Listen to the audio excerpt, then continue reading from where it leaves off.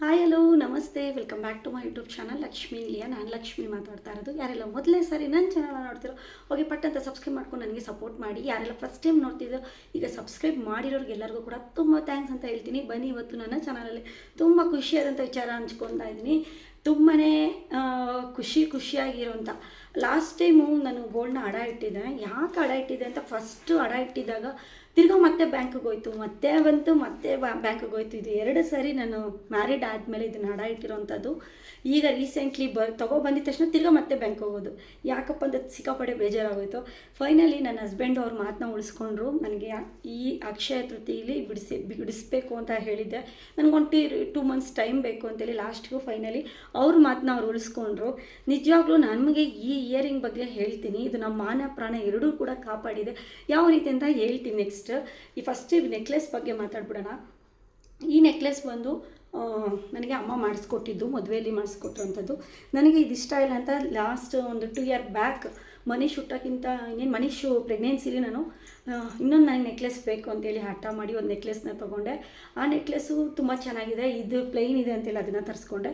ಈ ನೆಕ್ಲೆಸ್ ಮೇಲೆ ತುಂಬ ಪ್ರೀತಿ ಇದೆ. ನಮ್ಮಮ್ಮ ಪ್ಲೈನಲ್ಲಿ ತರಿಸ್ಕೊಟ್ಟಿರೋಂಥದ್ದು. ಇದು ನಾವು ತೊಗೊಂಡಿದ್ದು ಟ್ರಿಬಲ್ ಪ್ರಾಫಿಟ್ ಬಂದಿದೆ. ಈಗ ನಾನು ಬಿಡಿಸ್ಕೊಂಡು ಬಂದಮೇಲೆ ತುಂಬಾ ಖುಷಿ ಆಯಿತು. ಸುಮ್ಮನೆ ಕ್ಯಾಲ್ಸಿ ಮಾಡಿದೆ. ಇದನ್ನು ನಾನು ತೊಗೊಂಡಿದ್ದು 2018 ತರಿಸ್ಕೊಂಡಿದ್ದು ತೊಗೊಂಡಿರೋಂಥದ್ದು ನೆಕ್ಲೆಸ್ಸು. ಇದು ಯಾವ ರೀತಿ ಅಂದರೆ, ಈ ಮನೇನ ಲೀಸ್ಗೆ ಹಾಕಿಸ್ಕೋಬೇಕು ಅಂತೇಳಿ ನಮ್ಮ ಹತ್ರ 4 lakhs rupees ಅಮೌಂಟ್ ಇತ್ತು ಅಷ್ಟೇ. ಬಟ್ ಅದು ನಮಗೆ 5 ಲಕ್ಷ ರೂಪಾಯಿ ಈ ಮನೆ ಲೀಸ್ಗೆ ಹಾಕ್ಸ್ಕೋಬೇಕಂತ ಪರಿಸ್ಥಿತಿ ಇತ್ತು. ಆವಾಗ ಒಂದು ಈ ನೆಕ್ಲೆಸ್ನ ತೊಗೊಂಡೋಗಿ ಹಡ ಇಟ್ಟಿದ್ವಿ. ತಿರ್ಗಾ ಮತ್ತೆ ಒಂದು 6 ಮಂತ್ ಒಳಗಡೆ ಮತ್ತೆ ಬಿಡಿಸ್ಬಿಟ್ರು. ನಮ್ಮ ಮನೆಯವರು ಒಂದು ಚೀಟಿ ಹಾಕಿದ್ರು 1 ಲಕ್ಷ ರೂಪಾಯಿಗೆ. ಆವಾಗ ಪಟ್ಟಂತ ಮತ್ತೆ ಬಿಡಿಸಿದ್ರು. ಮತ್ತೆ ಬಿಡಿಸಿದ್ಮೇಲೆ ಮತ್ತೆ ಅವ್ರದ್ದು ಗಾಡಿದೇನೋ ಸ್ವಲ್ಪ ಏನೋ ಸಮಸ್ಯೆ ಬಂತು. ತಿರ್ಗಾ ಮತ್ತೆ ತೊಗೊಂಡೋಗಿ 1 ಲಕ್ಷ ರೂಪಾಯಿಗೆ 1.5 ಲಕ್ಷ ರೂಪಾಯಿಗೆ ಮತ್ತೆ ಅಡ ಇಟ್ಬಿಟ್ರು. ಯಾವ ರೀತಿ ಅಡ ಅಂದರೆ, ತಿರ್ಗಾ ಮತ್ತೆ ಬರೋದು ಮತ್ತೆ ಹೋಗೋದಾಯ್ತಾ ಇದೆಯಲ್ಲ ಈ ನೆಕ್ಲೆಸ್ ಅಂತ ಭಾಳ ಬೇಜಾರಾಯಿತು. ನನಗೆ ನಿಜವಾಗ್ಲೂ ಹೇಳ್ಬೇಕಂದ್ರೆ ಗೋಲ್ಡ್ ಸೇವಿಂಗ್ಸ್ ಮಾಡೋದು ಇಷ್ಟ. ಗೋಲ್ಡ್ನ ತೊಗೊಂಡೋಗಿ ಅಡ ಇಡೋದು ಇದೆಲ್ಲ ಅಂದರೆ ಮನಸ್ಸಿಗೆ ತುಂಬ ಬೇಜಾರಾಗ್ತಿರುತ್ತೆ. ಯಾವಾಗ ಬಿಡಿಸ್ತೀನೋ ಅಂತ ಏನೋ ಒಂಥರ ಅನ್ನಿಸ್ತಿರುತ್ತೆ. ಅಂದರೆ ಹೊಟ್ಟೆ ಬಟ್ಟೆ ಕಟ್ಟಿ ತುಂಬಾ ಕನಸುಗಳನ್ನ ಎಲ್ಲನೂ ಕೂಡ ಯಾವುದನ್ನು ಕೂಡ ತುಂಬ ಖರ್ಚು ಮಾಡಿದೆ. ದುಡ್ಡನ್ನ ಹೊಟ್ಟೆ ಬಟ್ಟೆ ಎಲ್ಲ ಕಟ್ಟಿ ಮತ್ತೇ ಬಿಡಿಸ್ಕೊಂಬಂದಿದ್ದೀವಿ. ಚೀಟಿನ ಕಟ್ಟಿ ಮತ್ತೆ ನಮ್ಮ ಹಸ್ಬೆಂಡು ಮತ್ತೆ ಬಿಡಿಸಿದ್ರು. ಈ ಎಷ್ಟಿದೆ ಅಂದರೆ, ಈ ಗ್ರಾಮ್ ಬಗ್ಗೆ ಹೇಳ್ತೀನಿ ನೋಡಿ. ಇದು ನಾನು ಸುಮ್ಮನೆ ಕೌಂಟಿಂಗ್ ಮಾಡಿದೆ ಎಷ್ಟಿದೆಪ್ಪ ಅಂದರೆ. ಇದು ಬಂದು ನಾವು ಸುಮ್ಮನೆ ನಾನು ನಮ್ಮಮ್ಮ ಹೋಗಿ GRTಲಿ ತೊಗೊಂಬಂದಿದ್ದು. ನನ್ನ ಹಸ್ಬೆಂಡ್ಗೆ ಉಂಗುರ, ಚೈನು ಎಲ್ಲನೂ ಅವ್ರದ್ದೊಂದು 30 ಗ್ರಾಮು, ನನಗೆ ಇದು ಒಂದು 30 ಗ್ರಾಮ್. ಅಂದರೆ ಇದು 26 ಗ್ರಾಮ್ 600 ಮಿಲಿ ಇದೆ. ಇದ್ರ ಜೊತೆಗೆ ಮಾಟಿನೂ ಪೇರಾಗಿ ತೊಗೊಂಡೆ ನಾನು. ಆ ಮಾಟಿ ಬಿಟ್ಟು ಇದನ್ನು ನಾನು ಬಂದು ಕೌಂಟಿಂಗ್ ಮಾಡಿದ್ದು ಎಷ್ಟಾಗುತ್ತೆ. 3,500 ರೂಪಾಯಿ ಗ್ರಾಮ್ಗೆ ಇದ್ದಿದ್ದಾಗ ಈಗ 14,000 ರೂಪಾಯಿ ಆಗ್ತಾಯಿದೆ. ಆವಾಗ ನಾನು ಕೊಟ್ಟಿದ್ದೀನಿ 1 ಲಕ್ಷ ರೂಪಾಯಿ ಒಳಗಡೆನೇ ಕೊಟ್ಟಿದ್ದೀನಿ ಇದಕ್ಕೆ ಅಮೌಂಟು.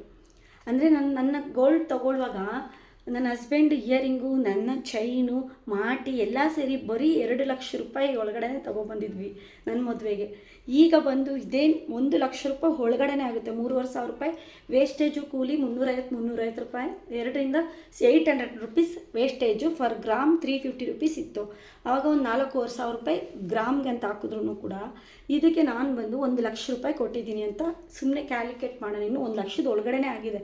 ನಾನು 1 ಲಕ್ಷ ಅಂದ್ಕೊಂಡ್ರು ಕೂಡ ಈಗ 25 ಗ್ರಾಮ್ಗೆ ಲಾಸ್ಟ್ ನನ್ನ ಸಿಸ್ಟರ್ಗೆ ಮಾಂಗಲ್ಯ ಸರ ಮಾಡಿಸಿದ್ದೀವಲ್ಲ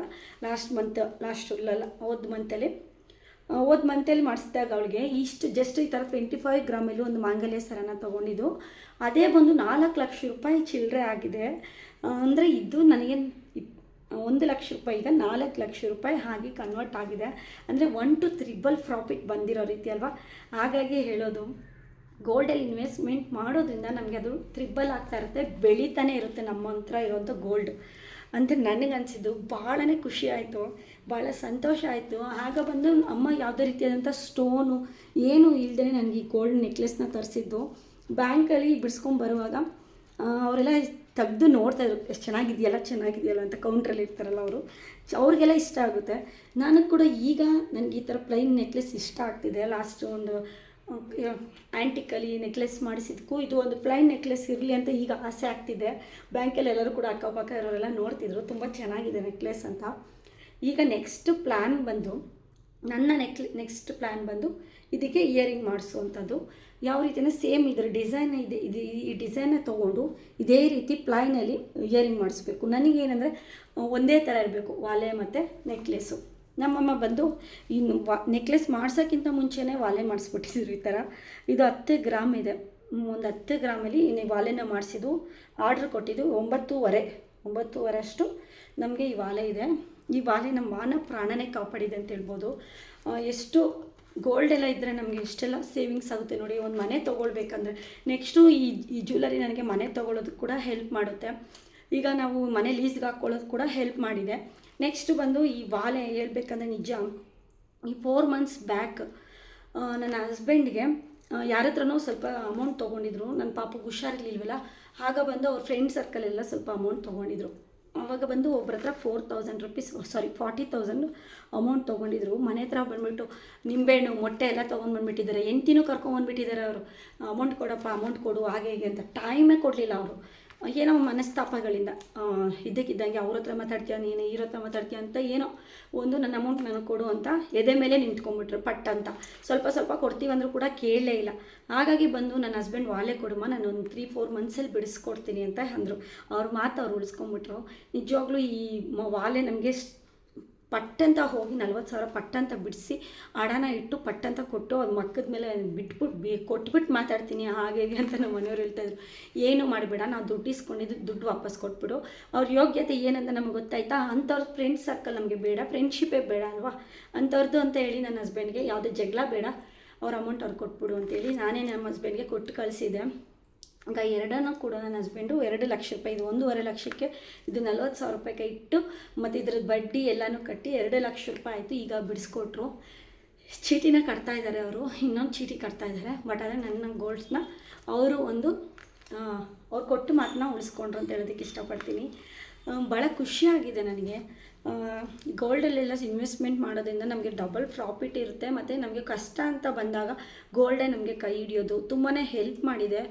ನನ್ನ ಹಸ್ಬೆಂಡ್ಗೆ ಬಂದು ಕೈಗೆ ರಿಂಗು ಮತ್ತು ಚೈನು ಎಲ್ಲನೂ ಕೂಡ ನಾವು ಮದುವೆಲಿ ಕೊಟ್ಟಿದ್ವಿ. ಅದೆಲ್ಲನೂ ಕೂಡ ಸೈಟ್ ತೊಗೊಳಕ್ಕೆ ಹೋಗಿ ಸೈಟ್ ಆಲ್ರೆಡಿ ನಾವು ತೊಗೊಂಡೋದು ಸ್ವಲ್ಪ ಏನಾಗಿದೆ ಅಂತ ನಾನು ನೆಕ್ಸ್ಟ್ ವಿಡಿಯೋದಲ್ಲಿ ಹೇಳ್ತೀನಿ. ಸೈಟಲ್ಲಿ ಇನ್ವೆಸ್ಟ್ಮೆಂಟ್ ಮಾಡಿದ್ವಿ. ಅವ್ರದ್ದು ಒಂದು 50 ಗ್ರಾಮಷ್ಟು ಒಡವೆನ ಸೇಲ್ ಮಾಡಿ ನಾವು ಸೈಟಿಗೆ ಇನ್ವೆಸ್ಟ್ಮೆಂಟ್ ಮಾಡಿದ್ವಿ. ಅವಾಗ 7 ವರ್ಷ ಆಗಿರ್ಬೋದು, 5-6 ವರ್ಷ ಆಗಿರ್ಬೋದು. ಅವ್ರದ್ದು ಗೋಲ್ಡ್ನೆಲ್ಲ ಸೇವ್ ಮಾಡಿಬಿಟ್ಟೆ. ನನ್ನ ಗೋಲ್ಡ್ಗಳು ಮಾತ್ರ ಎಲ್ಲ ಹಾಗೇ ಇದೆ. ಪಾಪ ಅವ್ರಿಗೆ ಚೈನ್ ಇಲ್ಲ, ಉಂಗುರ ಇಲ್ಲ.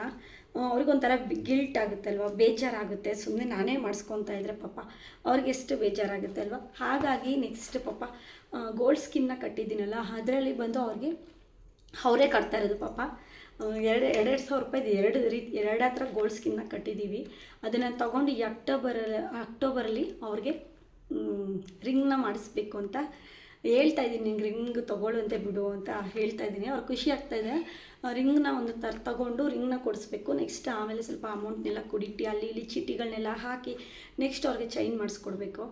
ಯಾರೋ ಹೇಳ್ತಾಯಿದ್ರು ನಿಮ್ಮ ಹತ್ರ ನೆಕ್ಲೆಸ್ 2 ಇದೆ, 2 ಮಂಗಲ್ಯ ಸರ ಇದೆ, ವಾಲೆಗಳಿದೆ, ನೆಕ್ಸ್ಟು ಬಳೆನ ತೊಗೊಳ್ಳಿ ಅಂತ ಇದ್ರಿ. ನಾನು ತೊಗೊತೀನಿ ನಿಧಾನ ಫ್ಯೂಚರಲ್ಲಿ. ನಾನು ಅರ್ನಿಂಗ್ಸ್ ಎಲ್ಲ ತುಂಬ ಜಾಸ್ತಿ ಅರ್ನಿಂಗ್ಸ್ ಬಿಸ್ನೆಸ್ ಎಲ್ಲ ಪ್ಲ್ಯಾನ್ ಇದೆ. ಈ ವರ್ಷ ಕಳೆದಿದ ತಕ್ಷಣ ಮನುಷ್ಯ ಸ್ವಲ್ಪ ಕೈಗೆ ಸಿಗ್ತಾನೆ. ಈ ವರ್ಷ ದಾಟಿದ್ಮೇಲೆ ನಾನು ಬಿಸ್ನೆಸ್ ಎಲ್ಲ ಮಾಡ್ತೀನಿ. ಏನಾದರೂ ಬಿಸ್ನೆಸ್ ಪ್ಲ್ಯಾನ್ಗಳಿದೆ, ಯಾವ ರೀತಿ ಮಾಡಬೇಕು ಏನು ಅಂತ. ಅದ್ರ ಥರನೇ ನನ್ನ ಅರ್ನಿಂಗ್ ಸ್ಟಾರ್ಟ್ ಆದಾಗ ಮನೆಯೂ ತೊಗೊಳ್ಳೋ ಪ್ಲ್ಯಾನ್ ಇದೆ. ನೆಕ್ಸ್ಟ್ ಇಯರಲ್ಲಿ ಅಷ್ಟರಲ್ಲಿ ಮನೆ ತೊಗೊಂಡು ನೆಕ್ಸ್ಟ್ ಆಮೇಲೆ ನನ್ನ ಅರ್ನಿಂಗ್ಸಲ್ಲಿ ಬಾಳೆ ಗಿಳೆ ಎಲ್ಲ ಮಾಡಿಸ್ಕೊಳ್ಳೋಣ. ನನ್ನ ಹಸ್ಬೆಂಡ್ಗೆ ರಿಂಗ್ನ ಮಾಡಿಸ್ಬೇಕು, ಅಕ್ಟೋಬರಲ್ಲಿ ಮಾಡಿಸ್ತೀನಿ. ಮತ್ತು ಇದಕ್ಕೆ ಪೇರ್ ಆಗುವಂಥ ನನ್ನ ಹತ್ರ ಹಳೆ ಜ್ಯುವೆಲರೀಸ್ ಇದೆ, ಅದನ್ನು ಹಾಕಿ ಇದಕ್ಕೆ ಒಂದು ಸೆಟ್ ಆಗೋ ರೀತಿ ಒಂದು ವಾಲೆ ಇಯರಿಂಗ್ ಕೂಡ ಮಾಡಿಸೋಣ ಅಂತ ಅಂದ್ಕೊಂಡಿದ್ದೀನಿ. ಎಲ್ಲದಕ್ಕೂ ಕೂಡ ಸಮಯ ಬೇಕು. ಈ ವರ್ಷ ಎಲ್ಲ ಕೂಡಿಟ್ಟಿರೋ ಅಮೌಂಟು ನಾನು ಗೋಲ್ಡಲ್ಲಿ ಇನ್ವೆಸ್ಟ್ಮೆಂಟ್ ಮಾಡೋದು, ದೊಡ್ಡ ಅಮೌಂಟ್ನು ಗೋಲ್ಡಲ್ಲೇ ಇನ್ವೆಸ್ಟ್ಮೆಂಟ್ ಮಾಡೋದು. ನನ್ನ ವ್ಲಾಗ್ಸ್ ಎಲ್ಲ ನೋಡೋರಿಗೆ ಅರ್ಥ ಆಗುತ್ತೆ. ಎಲ್ಲನೂ ಕೂಡ ಸೇವಿಂಗ್ಸ್ ಅಂದರೆ ನನ್ನ ಗೋಲ್ಡ್ ಅಂದರೆ ನನ್ನ ಸೇವಿಂಗ್ಸ್ ಅಂತ ಇಟ್ಕೊಂಡಿದ್ದೀನಿ. ಅದು ಗೋಲ್ಡಲ್ಲಿ ಹಾಕಿದ್ರೆ ಡಬಲ್ ಆಗುತ್ತೆ ಅನ್ನೋ ಒಂದು ಮನಸ್ಥಿತಿ ನಂದು. ಅವಾಗಿಂದನೂ ಕೂಡ ಅಮ್ಮ ಹೇಳ್ಕೊಟ್ಟಿದ್ದು ಇಷ್ಟೇ. ಅಮ್ಮನೂ ಕೂಡ ಗೋಲ್ಡಲ್ಲೇ ಜಾಸ್ತಿ ಇನ್ವೆಸ್ಟ್ಮೆಂಟ್ ಮಾಡ್ತಾರೆ, ನಾನು ಕೂಡ ಗೋಲ್ಡಲ್ಲೇ ಇನ್ವೆಸ್ಟ್ಮೆಂಟ್ ಮಾಡ್ತೀನಿ. ಈ ನೆಕ್ಲೆಸ್ ತೊಗೊಳ್ಳೋದಕ್ಕೆ ನಾನು 8 ವರ್ಷ ದುಡ್ದಿದ್ದೀನಿ ಗೊತ್ತಾ. ನಿಜವಾಗ್ಲೂ 8 ವರ್ಷ. 2011ಇಂದ ಅರ್ನಿಂಗ್ಸ್ ಸ್ಟಾರ್ಟ್ ಮಾಡಿ 2018ವರೆಗೂ ನಾನು ದುಡ್ದಿದ್ದೀನಿ, ಕೆಲಸ ಮಾಡಿದ್ದೀನಿ. ಆ ಕೆಲಸದ ಶ್ರಮನೇ ನಾನು ಗೋಲ್ಡ್ಗಳನ್ನ ತೊಗೊಂಡು ಮದುವೆ ಮಾಡ್ಕೊಂಡಿದ್ದು. ಅಂದರೆ ಅಷ್ಟು ಕಷ್ಟಪಟ್ಟಿರೋದಕ್ಕೆ ಇಷ್ಟೆಲ್ಲನೂ ಆಗಿದೆ. ನೆಕ್ಸ್ಟು ಕೆಲಸ ಸ್ಟಾರ್ಟ್ ಮಾಡಿ ಗೋಲ್ಡನ್ನೆಲ್ಲ ಬೈ ಮಾಡ್ತೀನಿ. ಅಂದರೆ ಎಷ್ಟು ವರ್ಷ, ಒಂದು 8 ವರ್ಷ ದುಡ್ದಿದ್ದೀನಿ. ಸ್ಟಾರ್ಟಿಂಗ್ ನಂದು ನೀವೇನಾದರೂ ಕೇಳಿಬಿಟ್ರೆ ನನ್ನ ಸ್ಯಾಲ್ರಿ ತಲೆ ಸುತ್ತಬಿಡುತ್ತೆ. ನಿಜ ನಾನು ತುಂಬಾ ಚಿಕ್ಕ ಊರಿಂದ ಬ್ಯಾಂಗ್ಳೂರ್ಗೆ ಹೋಗಿ ಅಲ್ಲಿ ಜಾಬ್ನೆಲ್ಲ ಹುಡುಕಿ ಅಮೆಝಾನ್ ಸ್ಟೋರಲ್ಲೆಲ್ಲ ಕೆಲಸ ಮಾಡಿದ್ದೀನಿ. ಎಲ್ಲ ಕಡೆ ಕೂಡ ಸುಪ್ರಜಿತನ ಇಂಜಿನಿಯರಿಂಗ್ ಕಂಪ್ನಿಲಿ ಕೆಲಸ ಮಾಡಿದ್ದೀನಿ. ಅವಾಗೆಲ್ಲ ಆ ಥರ ಕಷ್ಟ ಇತ್ತು ಅಮ್ಮ ಮನೇಲಿ. ಅವಾಗೆಲ್ಲ ದುಡ್ದಿರೋದೆಲ್ಲನೂ ಕೂಡ ಗೋಲ್ಡನ್ನ ತೊಗೊಂಡಿದ್ದೀವಿ. ಗೋಲ್ಡ್ ಅಮ್ಮನ ಮನೆ ಕಡೆ ಮನೆ ಕಟ್ಕೊಳ್ಳೋಕ್ಕಾಯ್ತು, ಅಮ್ಮ ಸೈಟ್ ತೊಗೊಳಕ್ಕಾಯ್ತು, ನಮ್ಮ ಮದುವೆ ಎಲ್ಲ ಮಾಡ್ಕೊಳ್ಳಿಕ್ಕಾಯ್ತು. ಇದೆಲ್ಲನೂ ಕೂಡ ನಾವು ಅಲ್ಲಿ ಚೆನ್ನಾಗಿ ಕಷ್ಟಪಟ್ಟು ದುಡ್ದಿದ್ದೆ. ಅವಾಗ ಒಂದು 3,500 ರೂಪಾಯಿಂದ ನಾನು ಅರ್ನಿಂಗ್ ಸ್ಟಾರ್ಟ್ ಮಾಡಿದ್ದು. ಅವಾಗ 3,500 ರೂಪಾಯಿ, 3,500 ರೂಪಾಯಿ ಒಂದು ಗ್ರಾಮ್ ಅಂದರೆ ಅವು 3,500 ರೂಪಾಯಿ ಅಷ್ಟೇ ಇತ್ತು. ಒಂದು ಗ್ರಾಮ್ಗೆ ಒಂದು ತಿಂಗಳೆಲ್ಲ ನಾನು 3,500-4,000 ರೂಪಾಯಿ ಬರ್ತಿತ್ತು ನೋಡಿ. ಒಂದು ಗ್ರಾಮ್ ತೊಗೋಬೇಕಂದ್ರೆ ಒಂದು ತಿಂಗಳು ಸ್ಯಾಲ್ರಿ ಇತ್ತು. ಈಗಲೂ ಅಷ್ಟೇ, ನಾನು ಎಲ್ಲಾದರೂ ಕೆಲ್ಸಕ್ಕೆ ಹೋಗ್ತೀನಿ ಅಂದರೆ ಒಂದು 15,000-20,000 ಸ್ಯಾಲ್ರಿ ಕೊಡ್ಬೋದು ನನಗೆ, ನಾನು ಓದಿರೋ ರೇಂಜಿಗೆ. SLC PUC ಎಲ್ಲ ಎಷ್ಟು ಕೊಡ್ತಾರೋ ಅಷ್ಟೇ ಕೊಡ್ತಾರೆ. ಇವಾಗ ನಾನು ಹೋಗ್ತೀನಿ ಒಂದು 8 ಅವರ್ ಕೆಲಸಕ್ಕೆ ಅಂದ್ರೆ ಒಂದು 15,000-20,000 ಕೊಡ್ತಾರೆ. ಆದರೂ ಕೂಡ ಈಗಲೂ ಅಷ್ಟೇ, ಒಂದು ಗ್ರಾಮ್ಗೆ 14,000 ಇದೆ. ವೇಸ್ಟೇಜು ಕೂಲಿ ಮೇಕಿಂಗ್ ಎಲ್ಲ ಹಾಕಿದ್ರೆ ಒಂದು 2,000 ಜಾಸ್ತಿ, 16,000. ಒಂದು ತಿಂಗಳೆಲ್ಲ ದುಡ್ದಿರೋದು 1 ಗ್ರಾಮ್ ಗೋಲ್ಡ್ ತೊಗೊಳ್ಳೋ ಹಾಗಿದೆ. ಆವಾಗ ರೇಟಿಗೆ ಅವಾಗ ತಕ್ಕನಂಗೆ ಸ್ಯಾಲ್ರಿ ಇತ್ತು, ಇವಾಗ ರೇಟಿಗೆ ಇವಾಗ ತಕ್ಕನಂಗೆ, ಅವಾಗ ರೇಟಿಗೆ ಅವಾಗ ಸ್ಯಾಲ್ರಿ ತಕ್ಕನಂಗೆ ಜ್ಯುವೆಲರಿ ಇತ್ತು. ಈಗಲೂ ಅಷ್ಟೇ, ಈಗ ಸ್ಯಾಲ್ರಿ ತಕ್ಕನಂಗೆ ಜ್ಯುವೆಲರಿ ಇದೆ. ನಿಜ ನಾವು ಸೇವಿಂಗ್ಸ್ ತುಂಬಾ ಇಂಪಾರ್ಟೆಂಟು. ಮನುಷ್ಯ ಪ್ರತಿ ತಿಂಗಳು ದುಡ್ದಿದ್ದೆಲ್ಲ ಖರ್ಚು ಮಾಡ್ಕೊಂಡು ಬಂದುಬಿಟ್ರೆ ನಾವು ಏಳಿಗೆ ಆಗೋದಕ್ಕೆ ಆಗಲ್ಲ, ಸಾಧ್ಯನೇ ಇಲ್ಲ. ಒಂದು 15,000 ದುಡಿತೀವಿ ಅಂದರೆ ಒಂದು 10,000ದಲ್ಲಿ ಮನೆ ಮೇಂಟೈನ್ ಮಾಡಿ, ಇನ್ನು 5,000 ರೂಪಾಯಿ ಹಂಗೆ ನಾವು ಸೇವಿಂಗ್ಸ್ ಮಾಡಿಕೊಂಡು ಈ ಥರ ಗೋಲ್ಡ್ನೆಲ್ಲ ತೊಗೊಬೇಕು. ನಾವು ತುಂಬಾ ಸೇವಿಂಗ್ಸ್ ಎಲ್ಲ ಗೋಲ್ಡಲ್ಲಿ ಇನ್ವೆಸ್ಟ್ಮೆಂಟ್ ಮಾಡಿದ್ದು, ಮದುವೆಗೂ ಮುಂಚೆನೂ ಮದುವೆ ಆದಮೇಲೂ ಕೂಡ. ತುಂಬ ಖುಷಿಯಾಗಿ ವಿಡಿಯೋನ ಶೇರ್ ಮಾಡಿಕೊಂಡೆ. ಇದನ್ನು ಯಾವ ರೀತಿ ನಾವು ಬಿಡಿಸ್ಕೊಂಬರುವಾಗ ತುಂಬ ಹೊಟ್ಟೆ ಬಟ್ಟೆ ಎಲ್ಲ ಕಟ್ಟಿ ಇದನ್ನು ಬಿಡಿಸಿ ಚೀಟಿಗಳನ್ನೆಲ್ಲ ಕಟ್ಟಿ ಅದು ಈ ಗೋಲ್ಡನ್ನ ಬಿಡಿಸಿರೋವಂಥದ್ದು. ತುಂಬ ಆಡಂಬರವಾಗಿ ನಾವು ಲೈಫ್ ಸ್ಟೈಲ್ನ ಲೀಡ್ ಮಾಡ್ತಾಯಿಲ್ಲ. ಎಷ್ಟು ಸಾಧ್ಯನೋ ಅಷ್ಟು ಬಟ್ಟೆ, ತುಂಬ ಬಟ್ಟೆಗೆ ಒಂದು ಜೊತೆ ತೊಗೊಳ್ಳೋ ಜಾಗದಲ್ಲಿ 4 ಜೊತೆನ ತೊಗೊಂಡು, ಮತ್ತು ವೇಸ್ಟ್ ಖರ್ಚು, ಎಲ್ಲೂ ಹೊರಗಡೆ ಸುತ್ತಕ್ಕೆ ಹೋಗದೆ ಮನೇಲೇ ಫುಡ್ನ ಮಾಡ್ಕೊಂಡು ತಿಂದು ಅದನ್ನು ವೇಸ್ಟ್ ಆಗದೆ ಇರೋ ರೀತಿ, ಜಾತ್ರೆಗೆ ಹೋಗೋದಂತೆ, ಟ್ರಿಪ್ಪಿಗೆ ಹೋಗೋದಂತೆ, ಈ ಥರ ಎಲ್ಲ ಫುಲ್ಲು ಕಟ್ ಮಾಡಿ ಈ ಥರ ಎಲ್ಲ ಗೋಲ್ಡನ್ನ ಪರ್ಚೇಸ್ ಮಾಡ್ತಾ ಇರೋದು. ತುಂಬ ಕಷ್ಟಪಟ್ಟು ಜೀವನ ಮಾಡ್ತಾಯಿದ್ದೀವಿ. ಮುಂದೆ ನಮ್ಮ ಸೇವಿಂಗ್ಸ್ ಎಲ್ಲ ಏನಕ್ಕಪ್ಪ, ದುರಾಸೆ ಅಂತಿಲ್ಲ, ಆಸೆ ಅಷ್ಟೇ. ದುರಾಸೆ ಪಟ್ಟರೆ ತುಂಬ ಅದೆಲ್ಲ ಕಷ್ಟ ಆಗುತ್ತೆ. ನಾವು ಸೇವಿಂಗ್ಸ್ ಮಾಡ್ತಿರೋದು ನಮ್ಮ ಫ್ಯೂಚರ್, ನಮ್ಮ ಮಕ್ಕಳಿಗೋಸ್ಕರ ಅಲ್ವಾ. ನಮ್ಮ ಮಕ್ಕಳು ಚೆನ್ನಾಗಿರಲಿ. ನಾವು ಈಗೆಲ್ಲ ಕಷ್ಟಪಡೋದು ಒಂದೊಂದು ದಿವಸ ಇಷ್ಟೆಲ್ಲ ಕೂಡಿಕ್ಕೋದು, ನಮ್ಮ ಆಸೆ ಕನಸುಗಳನ್ನೆಲ್ಲ ಬಚ್ಚಿಟ್ಟು ಗೋಲ್ಡ್ಸ್ನೆಲ್ಲ ತೊಗೊಂಡು ಒಂದು ಮನೆ ಬೈ ಮಾಡೋಣ ಅಂತ ಇದ್ದೀನಿ. ನೆಕ್ಸ್ಟ್ ಒಂದು 2 ಇಯರ್ ಟೈಮ್ ಬೇಕಾಗುತ್ತೆ. ಅದಕ್ಕೂ ಕೂಡ ಒಬ್ಬರ ಮೇಲೆ ಡಿಪೆಂಡ್ ಮಾಡೋದು. ನನ್ನ ಹಸ್ಬೆಂಡ್ ಮೇಲೇ ಮನೆ, ಮಕ್ಕಳು, ಸಾಧಾರಣ ಡ್ರೈವರ್ ನನ್ನ ಹಸ್ಬೆಂಡು, ಮನೆ, ಮಕ್ಕಳು, ಚೀಟಿ ಈ ಥರ ಎಲ್ಲ ಕಟ್ಟಿ ಪಾಪ ಅವರು ಒಬ್ಬರ ಮೇಲೆ ಬಿಡೋದು ಬೇಡ. ನಾನು ಅರ್ನಿಂಗ್ ಸ್ಟಾರ್ಟ್ ಮಾಡಿದಾಗ ಸ್ವಲ್ಪ ಅಮೌಂಟ್ನೆಲ್ಲ ಸೇವ್ ಮಾಡೋಣ. ಲೀಸ್ ದುಡ್ಡು ಮತ್ತು ಗೋಲ್ಡಲ್ಲೆಲ್ಲ ಹಾಕ್ತಾರಂತ ನಮಗೆ ಬೇಕಾಗಿರೋಂಥ ಜ್ಯುವೆಲರೀಸ್ನ ತೊಗೊಂಡು ಕೆಲವೊಂದನ್ನೆಲ್ಲ ಅಡ ಇಟ್ಟು ತೊಗೊಳ್ಳೋ ಪ್ಲ್ಯಾನ್ ಇದೆ. ನೆಕ್ಸ್ಟ್ ಯಾವ ಮನೆ ತೊಗೊಂಡು ನಾನು ದೇವ್ರ ಹತ್ರ ಅದನ್ನು ಚಿಕ್ಕದಾಗಿ ಒಂದು ಗೂಡು ಕೇಳ್ಕೊತಾ ಇದ್ದೀನಿ. ತುಂಬ ದೊಡ್ಡದಾಗಿ ಏನು ಕೇಳ್ಕೊಳ್ಳಲ್ಲ, ಆಸೆ ಚಿಕ್ಕದೊಂದು ಆಸೆ. ಚಿಕ್ಕದಾಗಿ ಪುಟ್ಟದಾಗಿ ಒಂದು ಲಕ್ಷ್ಮೀ ನಿಲಯ ಅಂತ ಒಂದು ಮನೆ ತೊಗೋಬೇಕು ಅನ್ನೋ ಆಸೆ. ನೋಡೋಣ ದೇವರು ಕಂಡುಬಿಟ್ಟಾಗ. ಮತ್ತು ಇದನ್ನು ನಾನು ಇದನ್ನು ತೊಗೊಳ್ಳುವಾಗ ನಾನೊಂದು ಸಿಂಪಲ್ ಟಿಪ್ಸ್ನ ಫಾಲೋ ಮಾಡಿದ್ದೆ. ಏನು ಟಿಪ್ಸ್ನ ಅಂದರೆ ದೇವ್ರ ಹತ್ರ ಪೂಜೆ ಬೇಡ್ಕೊಂಡಿದ್ದೆ. ದೇವರಿಂದನೇ ಸಾಧ್ಯ ನಾವೆಲ್ಲ ಇಷ್ಟೆಲ್ಲ ಚೆನ್ನಾಗಿದ್ದೀವಿ, ಇಷ್ಟೆಲ್ಲ ನಾನು ಚೆನ್ನಾಗಿದ್ದೀನಿ ಅನ್ನೋದಕ್ಕೆ ಕಾರಣ ಪಾಸಿಟಿವ್ ಎನರ್ಜಿ.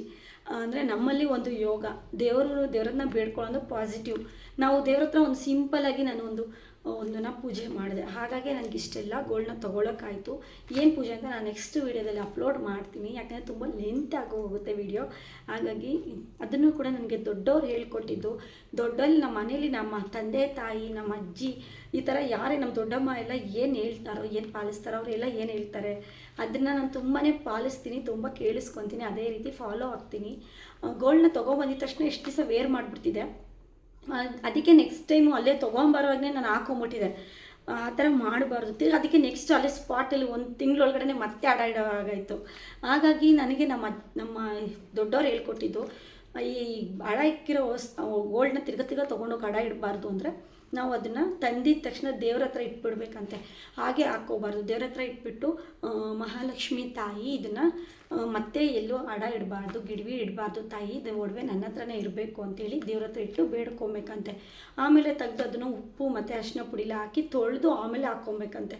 ಆ ರೀತಿ ಹಾಕ್ಕೊಂಡಾಗ ನಮಗೆ ತಿರ್ಗಾ ಮತ್ತೆ ಯಾರದೇ ಋಣನ ನಮ್ಮ ಮೇಲೆ ಬೀಳಲ್ಲ ಅಂತ ಒಂದು ಪಾಸಿಟಿವ್ ಎನರ್ಜಿ ತಿರ್ಗಾ ಮತ್ತೆ ಗೋಲ್ಡ್ನ ಸ್ಟಾರ್ಟ್ ಆಗ್ತಾ ಇರುತ್ತೆ. ಮತ್ತು ಕೆಲವೊಂದು ಪೂಜೆಗಳನ್ನೂ ಕೂಡ ನಾನು ಮಾಡ್ತೀನಿ, ಅದು ನನ್ನ ವ್ಲಾಗಲ್ನೆಲ್ಲ ಶೇರ್ ಮಾಡಿದ್ದೀನಿ. ಇಷ್ಟು ಚೆನ್ನಾಗಿ ಇಷ್ಟೆಲ್ಲ ಬದುಕಿದ್ದೀನಿ, ಜೀವನ ಮಾಡ್ತಾಯಿದ್ದೀನಿ, ಇಷ್ಟೆಲ್ಲ ಗೋಲ್ಡ್ನ ಬೈ ಮಾಡ್ತಾಯಿದ್ದೀನಿ, ಒಂದು ಪಾಸಿಟಿವ್ ಎನರ್ಜಿ ಇದೆ ಅಂದರೆ ಅದೆಲ್ಲ ದೇವರಿಂದ ಸಾಧ್ಯ. ಅಷ್ಟಲಕ್ಷ್ಮಿ ಪೂಜೆನ ಮಾಡ್ತೀನಿ, ಮತ್ತು ಲಕ್ಷ್ಮೀ ದೇವಿ ಹತ್ರ ಸಕ್ಕರೆ ಮತ್ತು ಆ ಲವಂಗನ ಇಟ್ಟು ಕಾಯಿಗಳನ್ನ ಇಟ್ಟು ಪೂಜೆ ಮಾಡ್ತೀನಿ. ಅದೇ ರೀತಿ ಎಲ್ಲ ಪೂಜೆಗಳನ್ನ ಪುನಸ್ಕಾರಗಳನ್ನ ಮಾಡಿ ನಿಮಗೂ ಒಳ್ಳೆಯದಾಗುತ್ತೆ, ಮನಸ್ಸು ಎಲ್ಲ ಶುದ್ಧವಾಗಿ ಇಟ್ಕೊಳ್ಳಿ, ಒಳ್ಳೆಯದಾಗುತ್ತೆ ಅನ್ನೋದಕ್ಕೆ ಹೇಳೋದಕ್ಕೆ ಇಷ್ಟಪಡ್ತೀನಿ.